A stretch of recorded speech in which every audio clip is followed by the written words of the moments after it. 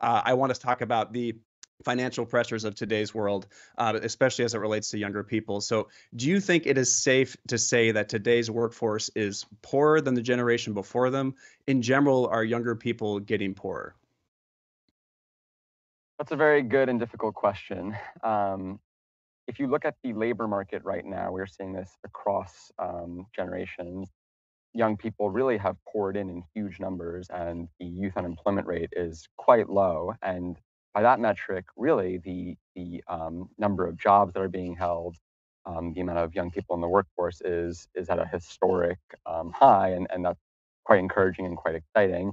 And yet, simultaneously, we have seen in the last year the country overall and young people in particular get poorer in real terms because inflation has made things more expensive, so people are able to buy less with the same amount of money.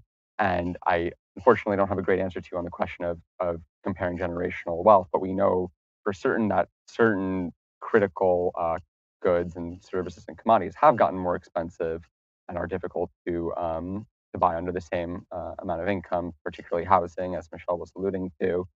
We have seen obviously a tremendous, staggering run up in housing costs over the last 20 years and accelerate in the last year or two, in particular in major cities where young people are finding sort of their only available economic opportunities.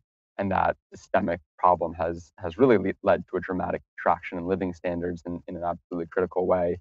That has to be counterbalanced with we have seen the median income, inflation adjusted, it has continued to go up over the last 20, 30 years. And I think some of the rhetoric around young people getting completely eviscerated economically is a little overstated. But when we look at healthcare and housing and obviously student debt and education costs, you put those things together and it makes a lot of sense that according to all the opinion polling we have, young people feel, and for good reason, I think, feel like they have been left behind by this economy, feel like there are no good answers for them and that they are on this sort of treadmill of working and working and not actually advancing economically.